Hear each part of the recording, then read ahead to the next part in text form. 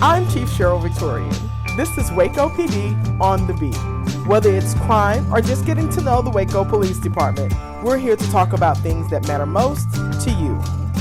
Well, hello, Waco, and welcome to Waco PD on the beat. I'm Sierra Shipley, the Public Information Officer. And I'm Janae Draper with the Neighborhood Engagement Team. Yes, and this week we have our Getting to Know Our Officer episode. And here with us we have Sergeant Keith Vaughn. Good morning. Welcome. Good morning. Welcome. So how are you today? I'm doing you well. Doing good? It's a nice rainy morning, isn't it? It is nice and cool for a January morning. 6A. It's definitely typical January, cold, drizzly. Didn't want to get out of bed morning. I didn't want to get out of bed this morning. And I did think about it because they're working on our windows today. And are they though? No, because it's raining. But I didn't think about that as we were planning to record the podcast. And as I drove up, I said, "Oh, the windows, the noise is going to be so loud." And then I said, "Wait, it's raining. I'm okay. You're good." So yeah. I think we dodged a. I would definitely not want that job right now. No, not right now. But they are not working today, so we won't hear any loud noises or bangs. So, but anyway. Welcome to our episode. We're so happy to have you. So before we kind of get into, a little bit about you, first we want to talk about how long you've been a police officer. In March, it'll be 38 years. 38 years. Wow, 38 years. I'm going to be honest. I was not expecting that. I know you've been here a long time, Sarge, but I wasn't expecting 38 years. That's amazing. I'm the senior sergeant, which I was just a child when I started. How old were you when you started? Because I know 19. TCOL, I was going to say, TCOL used to be, I think, 18. 18, yes. You can start until it changed to 21. So yes, I could carry a gun, but I wasn't old enough to buy the bullets to put in it. Oh, that's interesting. Did that TCOL certification change before you were 21? Or no, it changed after? It was several years after when it went up to 21. Okay, very good, very good. Well, I guess I was going to say he started when he was 19. There really wasn't much of a career you might have had before then, huh? No, I had worked as an electrician's apprentice for about 3 or 4 years before I started at the police department. Wow, very good. So what made you kind of transition into that? Well, I wanted to go to college, and when I started, they had a cadet program, which was a civilian position that you worked 40 hours in the various aspects of the department, and then at night, city paid for you to go to MCC and take criminal justice classes. So that's the reason I'm here. Well, that's awesome. That's very cool. And you just kind of stayed after that. Yes. They did away with the program after a couple of years and said either go through the police academy and become a police officer or go find another job. So here I am. Yeah. Are you from Waco, though? I am. I was going to say, because, starting at 19, electrician, I was going to say, you're either from Waco or you came down here really early and really young, so. Very good. So, I was going to talk to him his life before an officer, but that was just what he has been an officer. He has been an officer but his he's got a lot. Whole life. A 38-year career. That's a lot we can talk about. I'm sure it's true. From the start to where you are now. Different divisions. I don't know what we've got, but so walk us through, because I know you've done. You've been in multiple positions in Waco. What all positions I've have worked you done? in just about every. I have worked in every division of the department, and I've worked in just about every assignment in the department. Went from being a cadet, which at that time we had our own jail, so I worked in our jail. I also worked in dispatch, and I worked in records during the time I was a cadet. Once I graduated from the academy, I went to patrol. And after I was in patrol a couple of years, my supervisor asked if I wanted to be a special investigator, which at that time was the forensics person, which that doesn't consist of taking 35-millimeter photographs and dusting for fingerprints, and that was about it back then. We didn't even know about DNA or a lot of the things that we know about today. So I did that. I went from that to a training platoon where all we did was train officers. At that time, we had our own academy, and it was all in-house. And then I went to the department decided they wanted to start a per se SWAT team, so I went to SWAT, became a hostage negotiator while I was in SWAT, and I held that position for about 6 years but I went from SWAT to narcotics. I worked undercover for a couple of years. I enjoyed that, but my family didn't enjoy it as much. So the department decided they wanted to start a patrol canine unit back in the early 90s. So I went to that position, and I worked in it for 8 years. I promoted to sergeant while I was in canine. And then as my canine partner was being retired, the department decided they wanted to start a crime scene unit. I'd kept up with my crime scene related training for all those years, so it was a good fit. And in 2000, we started our crime scene unit. Myself, 2 homicide detectives, and then 4 civilians. Now the unit has evolved into all civilians. While I supervised them, I also had computer forensics and fingerprint identification, but now the crime scene unit per se is all civilians.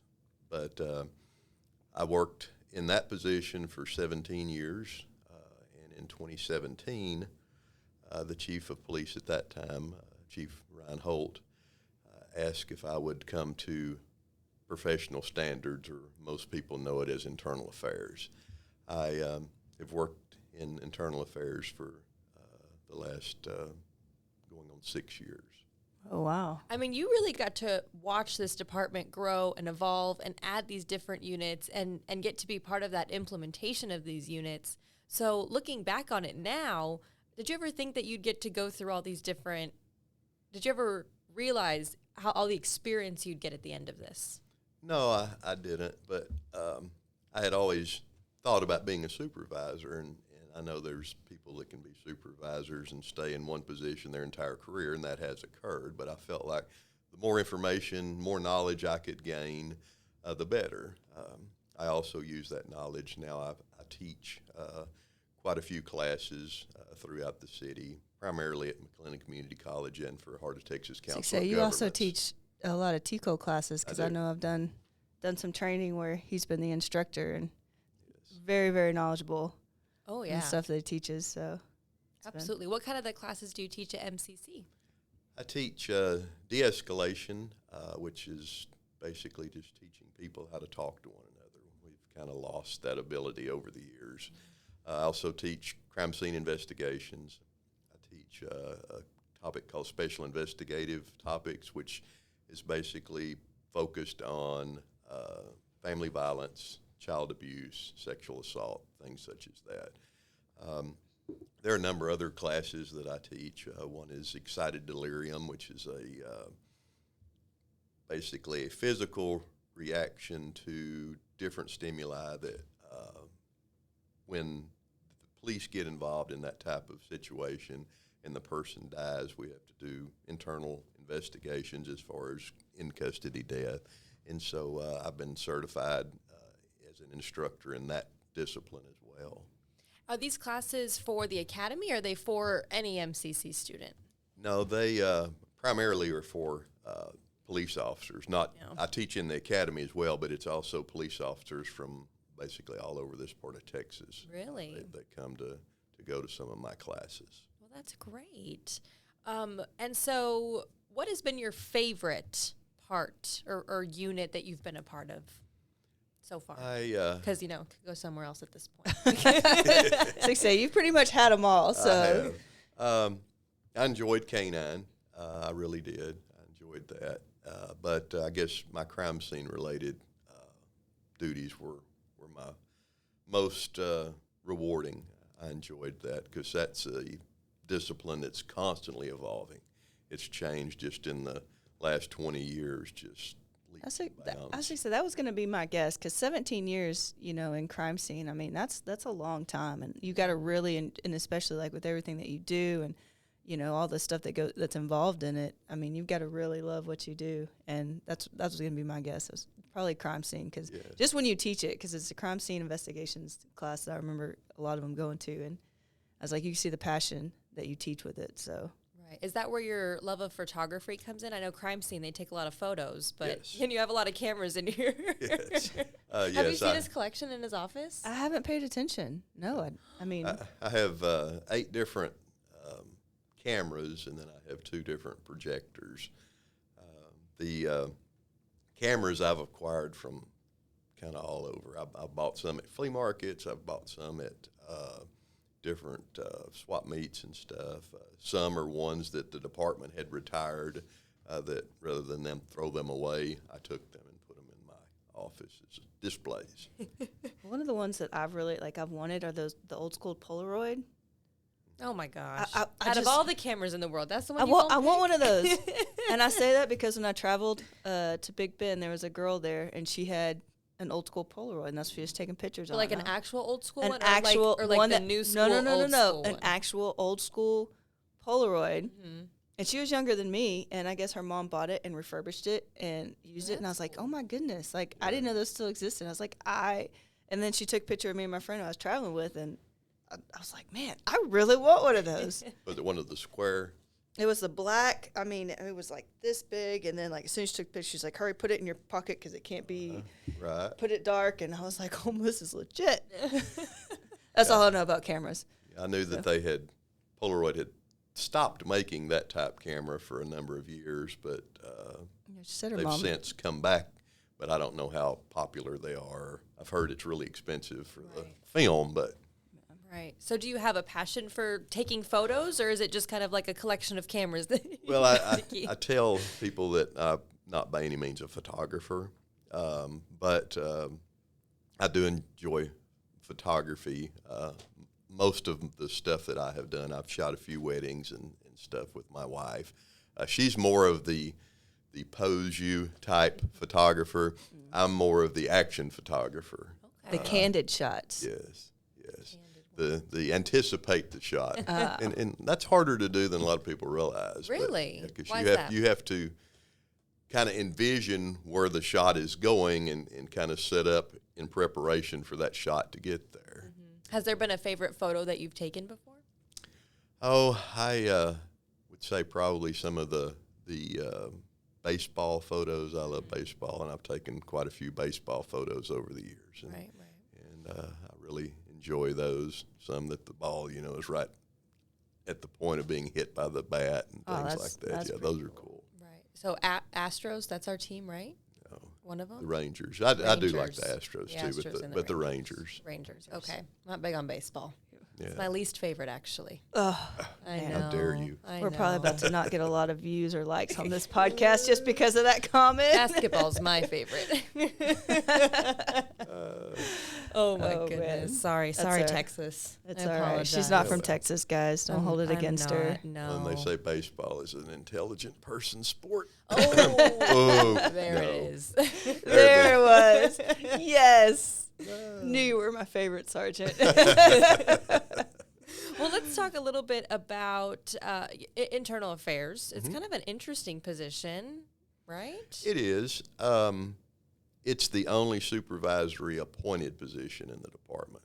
Okay. So for those that don't know what that means, I am appointed by the chief of police to this position.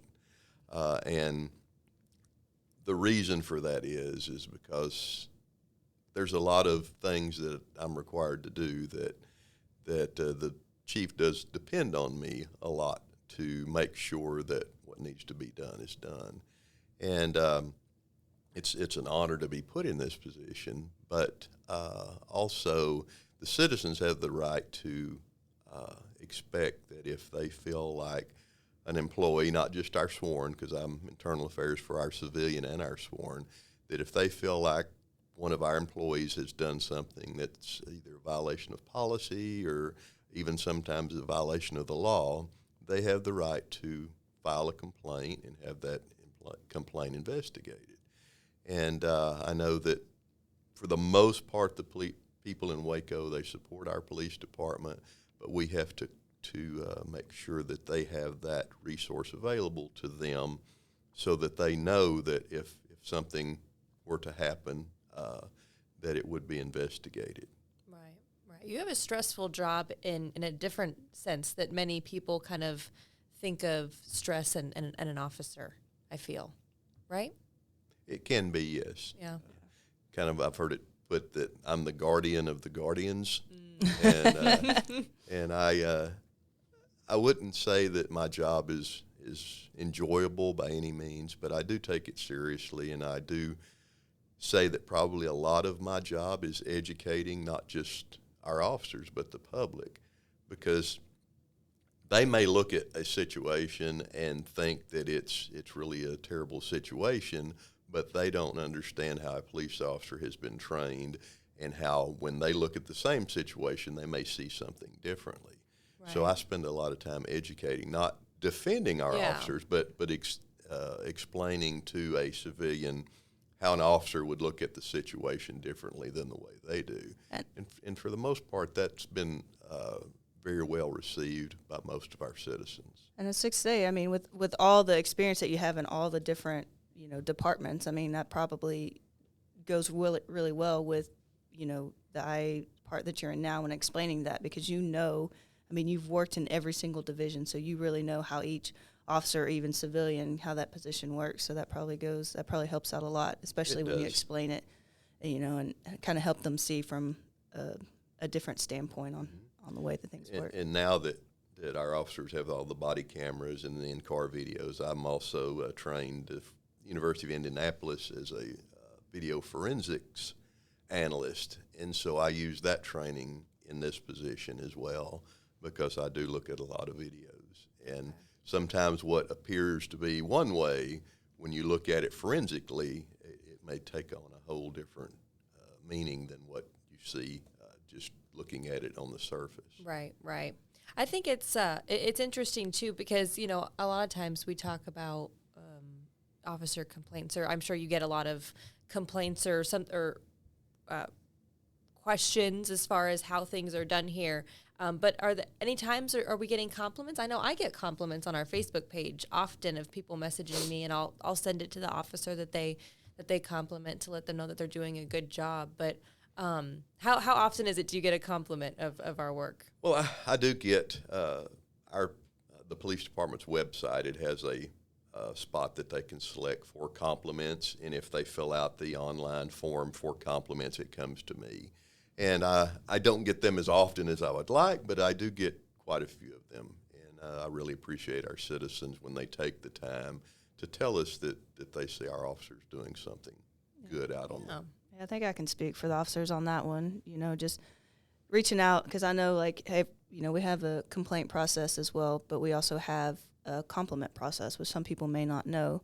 And if you see the officers out there and they do a good job, or just, went above and beyond and stuff, just, take the time to go online and to let them know, because I know that really does mean a lot. And just kind of getting those, hey, you did this, the citizen reached out and said you did good on this, it really means a lot. So. Yeah, absolutely. That website, it's wacopolice.com, and I believe it's under the forms tab on the website. And then once you click on forms, it should be one of the first things that you see there. It'll say complaint form and compliment form. Yeah, they've kind of revamped it, but it used to have complaints and compliments together. You click on that, and the complaint was the top one, and then I think the next one down was compliments. Mm-hmm. Yeah, that's good. So yeah, if there even is a compliment out there, we always like to see those, and like to know that our officers are doing a good job. They know they go above and beyond, but sometimes they don't realize how impactful that is, I think. Yeah. Yes. Yeah, no, it definitely goes a long way. Yeah. I think, Sergeant Vaughn, you missed one thing that you are doing at the department, or another notch on the belt, which is drones. Yes. Oh, yes. Yes, I kind of designed that program. It's grown now where I'm not the only drone pilot, and it's with officers actually out on the street with the drones, as opposed to them calling me out of the office. The use of the drones have grown greatly, from what I understand. I was talking to one of the pilots just last week, and he said he had already been called out 6 times this year, and often I wouldn't get 6 call-outs in a whole year, and so he's already done it this month. Wow. And the tool that is the drone is just so underused or underutilized. I think, though, as it evolves, it's going to be used more and more, and it's going to be seen as the resource that it really is. Initially, I know people were worried about the invasion of privacy because, you know, you can get airborne and look over things. And both state law and our policies prohibit from invading people's privacy. We will primarily use those things for like search and rescue and documenting crime scenes are the two primary uses. Now, on major events, we may put a drone in the air just to give an aerial overview so we can see in case something were to occur that needed immediate assistance. Very cool. I always think it's cool when a drone is needed. It's always just an extra element. We have someone at the door, it looks like. It's Sergeant McAllister. That's one of our episodes as well. So you guys might hear him before or after this one. I can't remember how the order goes. But anyway, we'll get to him later. Yeah. We'll lock him out. Well, anyway, what is something that you wish people understood about the police department? You talk about how you have to explain a lot of the times to our citizens how we do things or how our officers perceive certain situations just based on that they're a police officer, haven't gone through the training as civilians. So what's something that, you always like to let our community know? Primarily, I like to explain to our officers and to our community, but that we are working as a team, and we have to be that way. When I started in law enforcement 100 years ago, it wasn't that way. But today, we have to partner with our citizens, and we're very fortunate in Waco that the majority of our citizens do support the police department. They are very, very receptive to working with us on community issues, and I know we've got a unit now that's one of their focuses. But I also, when I talk to groups, being police or civilian, I also explain to them that, police officers are human beings just like anyone else, and we do make mistakes, and that's one of the reasons for my position is to hopefully rectify any mistakes that we may make. And but I guess my biggest deal is explaining to our citizens that we are a part of the community and not apart from it. Absolutely. Do you feel that as, your years in law enforcement, you felt that community sense or support grow? I think so. I do. I have a unique perspective, I guess, because I was born and raised here in Waco, born and raised in South Waco. So I have a very diverse background, and I know not everybody is raised that way, but I get along with everybody of all races and genders and everything, and so I think that benefits me in the position that I'm at now as well, because I have been there and I've seen a lot of things that a lot of us may never experience. And so I think that helps me relate to our citizens more. Absolutely. I would say he's very easy to talk to. Oh, yeah. Very easy to talk to. It's probably a reason why you were appointed to this position. Possibly. But that's a good thing. Well, we're going to play JD's favorite game. Love this game. I'm terrible at it, but I love this game. Two Truths and a Lie. Have you played this before? Have you heard of it before? I have not. I researched. Really? You Googled. Yes, I Googled. So. Every time I bring it up to someone, they have never heard this game before. Did you make it up? No. Because the first time I heard it was when you told me about it, and I was like, I love this game. Really? Yeah. I feel like growing up, like you do the Is it an Arizona thing? Oh, gosh, I don't know. You do like the icebreakers in college. They'd always say, okay, do 2 truths and a lie, and we're going to guess the lie. And that was always like an icebreaker that we did. Interesting. Yeah. So anyway. Well, yeah, I mean, it's grown. It's now my favorite game. So Sergeant Vaughn. Yeah, so I'm ready. 2 truths and a lie. You tell us. We'll guess. We'll try and guess the lie. Okay. Tell us if you're right. This is going to be hard, though, because he's been here for 38 years. I know. Yeah. Okay. All right. All right. We're going to even go back further than that. Oh, no. All right. I'm ready. I was in a musical group in high school that recorded an album. I rode bulls when I was a teenager, and I don't know how to swim. Oh, that's so hard. I'm going to say the lie is I'm going to say I don't know. That you rode bulls. I'm going to go with I don't know how to swim. Okay. Growing up in Waco, South Waco, I'm going to say I don't know how to swim is the lie. Which is the lie? I don't know how to swim. Oh, yes! Darn it. Sometimes. Oh, I'm sorry. I lied. I lied. I got confused. No, that I rode bulls. No. I don't know how to swim. I'm sorry. Oh, so the truth is you don't know how to swim. Yes, the truth is I do not know how to swim. See, it always like when someone doesn't know how to swim, they're always going to tell the truth about that one. See, I would say like because you had I rode bulls when I was a teenager. I was like that's pretty specific. I ran around with guys that did. I rodeoed, but I roped calves. Oh, I did not. I didn't ride bulls. No. I was thinking Waco. It's real big. Rodeo community. I was thinking more like mutton busting. That's what I was thinking. Yeah, they didn't have that. They had steer riding. But, oh my goodness! But no, I was in a rodeo team that everybody else in there rode bulls except me. So. Man, you recorded an album. Mm-hmm. In high school. How many songs did it have? Can we Google it and find it? Like, would you be able to find it? Like, did you have a name of a band? It was a high school group, and I couldn't even remember. I probably still have it at home. Oh, we're gonna. I mean, it's an album. What was the name of the band? It was the high school choir group. Oh, it was high school choir. Yeah. Okay. We're gonna listen to it. Were you Scarlet Tones? I think may have been the name of it. Scarlet Tones. I love that. Were you an alto? Yes. Yes. Yes. Okay. Very. No, good. I was a second base and still okay. am. Okay. And a lot of my, y'all know who Pentatonics is. Yes. I love them. Well, that was a lot of the stuff that I did when we would do different songs. Really? It was like the little drummer boy, Yes. I'd go, rum, bum, rum, bum. That's all I did the whole song. I don't care much for that song good. because of that. But That's all you hear. So you're probably really good at picking up the backgrounds in music when you listen to it, yes. right? And that's one of the things I do at my church. I'm very active in my church, and I kind of supervisor or a part of our tech team, and my main thing is the audio stuff. Okay.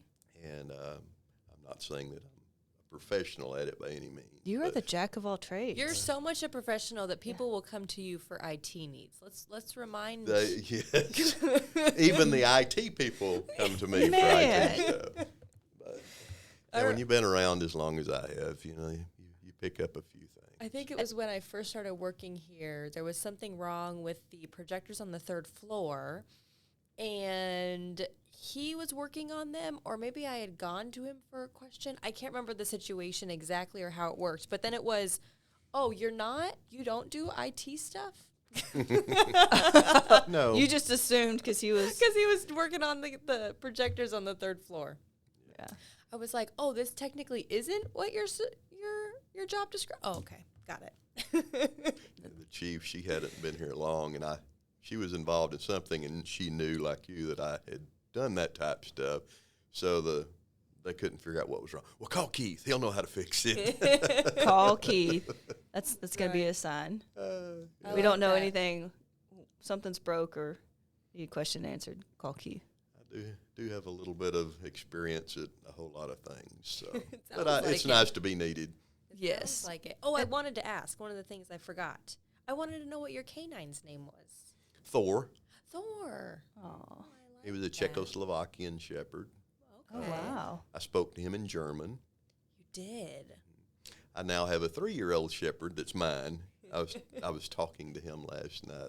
In German? No. Well, I do talk to him a little bit in German, but he doesn't have the ability to be a police dog. He doesn't have that drive.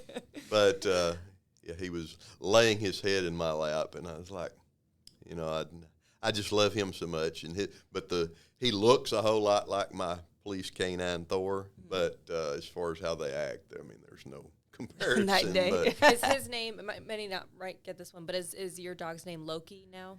Yeah. Very good. No, his name is Boomer. Boomer. I like that. Yeah, my son named him Boomer. Oh, Well, hi, Boomer. That's good. Boomer's a good boy. Yeah. We've had like 3 dogs in the family, I've only gotten to name one. And it's pretty big pride to know that you named the dog. Yeah. I gotta say, right? I usually named all of them because I would just bring them home. I'd see a stray, pick it up, bring it home, and I'd be like, this is so-and-so.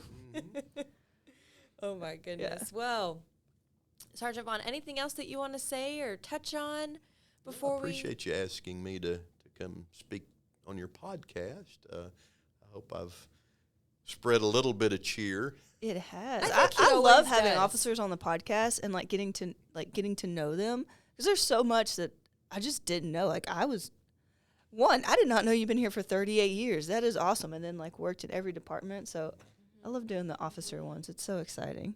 Yeah. Speaking of, I'm going to add 38 years. Is there how long are you planning on going? Or is it just till I just want to retire? Is there a number you're trying to get to, or is it investigation? It's classified. Well, I said the reason I basically came to the police department is because I wanted to go to college. Well, before I graduated from college, they did away with the program. And so all of these years I never did finish. Well, this past December I graduated from MCC. Well, now I have transferred to Tarleton. And because I would like to teach full-time when I leave here, you have to have that degree or they won't let you teach. Even though I've been teaching for eons. But, so I hopefully will graduate next summer. Congratulations. From Tarleton. That is. And so once I get my degree, then once I find a teaching position, I'll retire. But so there's not really I want to do it by the time I have 40 years in, because when I have 40 years in, I will be 60 years old. And so wow. I'm 58 now, so I've got 2 years. But that is. Hopefully I'll have it done. That is awesome. Well, maybe I can come when you be a professor, I can come take one of your teaching classes. I did teach at Baylor for about 3 years, and when they had a forensic science program, I really, really, really loved that. But they hired somebody full-time to teach what I taught part-time. Okay. But is your degree in criminal justice? Yes. Okay. I guess that was a hard one to guess. Yeah, it's hard to guess. So I'm pretty sure those classes are probably fairly easy with all the experience you have in criminal justice. Well, I had hoped. At MCC mainly that was all just your basics, math, English, and philosophy. So I thought I was finished with philosophy. Well, this semester is criminal justice theories. Well, that's basically philosophy. So, no, I'm not enjoying it a whole lot, but I'll get there. I'll get these out of the way up front. So. Get them out of the way up front. Well, that's out of the really way early. exciting. That's so cool. Congratulations. When you finish with Tarleton, will that be your bachelor's, master's? I'll probably have to get a master's. Yeah. And but I can get it all through Tarleton, just kind of seamless, run it together. Right. But Nice. Very good. That's awesome. Well, good luck. Well, thanks. So the rest of your journey, it seems like we got another 38 years to. Yeah, I hope not. To get through.